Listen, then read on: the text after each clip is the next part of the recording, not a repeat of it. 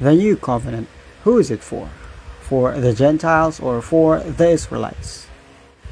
They say everything that's written within the Old Testament or covenant or the law of God or Torah is for the Israelites, while the New Testament or covenant is for the Gentiles.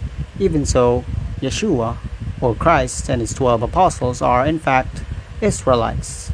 This means Yeshua or Christ and his 12 apostles that are Israelites are following what's written in the Old Testament or covenant or the law of God or Torah.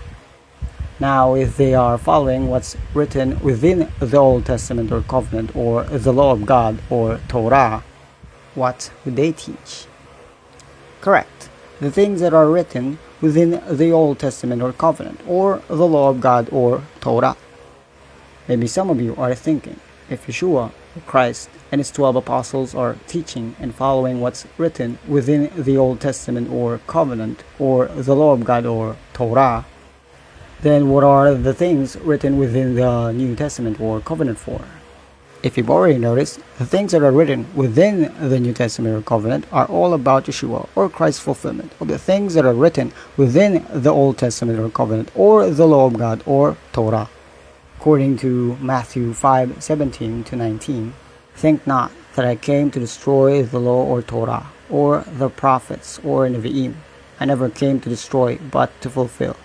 For surely I speak to you, even the sky and the world perish, one jot or one least of the law or Torah will never perish. Nothing will perish of the law or Torah, even all will be fulfilled. Who certainly breaks one of these least commandments and teach men after this manner will be called least in the kingdom of heaven. But whoever does and teach these will be called great in the kingdom of heaven. In short, it is not written in the New Testament or covenant that Yeshua or Christ broke the things written in the Old Testament or covenant or the law of God or Torah. Instead, Yeshua or Christ fulfilled and taught the things written in the Old Testament or covenant or the law of God or Torah. And if we think about it, the word testament or covenant means agreement.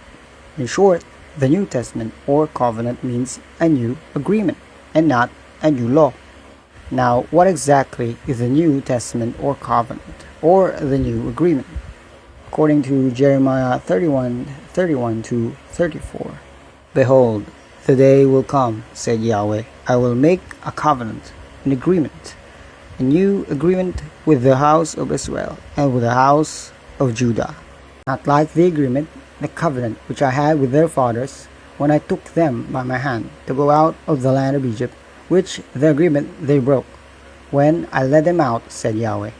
This is the agreement, the covenant which I will have among the house of Israel after their days, said Yahweh. I will give my law or Torah upon their minds and write upon their hearts and become their Elohim, and they will become my nation. They will not teach no more every man's neighbor and every man's brother, and say, Know Yahweh. And all will know, from the least even unto the greatest, said Yahweh. And I will forgive their evil offenses, and I will remember their offenses no more. And even according to Hebrews 8:8-13, for fault was found in them, he spoke. Behold, the day will come, says the Lord, I will also fulfill the new covenant or agreement upon the house of Israel and upon the house of Judah, not according to the covenant or agreement which I made with their fathers in their days, which I took them with my hand to lead them forth out of the land of Egypt, because they continued not in my covenant or agreement, and regarded not, says the Lord. Because of this, the covenant or agreement which I will appoint to the house of Israel among them in that day, says the Lord, I will bestow my law or Torah into their minds, and write them upon their hearts, and I will be their God, and they will become into my people. And they will teach not every man's neighbor and every man's brother, and say, Know the Lord, because all will see me, from the least even unto the greatest. Because I will be merciful to their iniquities and their offenses and their violations of the law or Torah. I will remember no more. In this, He said, "The new will declare the first obsolete. Moreover, the obsolete and old is at hand, and will vanish away." In short, the New Testament or covenant or new agreement is all about the bestowment of the law of God or Torah to the minds and hearts of the Israelites, and not about taking away or destroying the law of God or Torah. And most importantly, the New Testament or covenant or new agreement is not for the Gentiles. Instead, the New Testament or covenant or new agreement is for the Israelites. Maybe some of you are thinking, if the New Testament or covenant or new agreement is only for the Israelites, then how about us Gentiles? Do we have no hope? We do have hope. According to Ephesians 2:11-19, "Wherefore remember, because you in the old time were Gentiles in flesh, who they call as the uncircumcised, under who they call as the circumcised in flesh, made by hands. Because in that one time you were separate from the Christ or Yeshua, an alien from the citizenship of Israel, and foreign to the covenant or agreement of promise, holding no hope and godless in the world. Moreover, now you, the ones from the past, being far, have become near in the blood of the Christ or Yeshua. For he, Christ, is our peace. He, Christ, made both of us one, Gentiles and Israelites, and broke the partition fence, abolished in his flesh not the law or Torah, but the hostility of the law or Torah towards sinners, the commandments and ordinances, in order to create in himself the two, Gentiles and Israelites, into one new man of peace, and to reconcile fully both Gentiles and Israelites to God our Father in one body, through the stake or cross, to kill in him not the law or Torah, but the hostility of the law or Torah towards sinners, and came with good news of peace to you, the far Gentiles and near Israelites.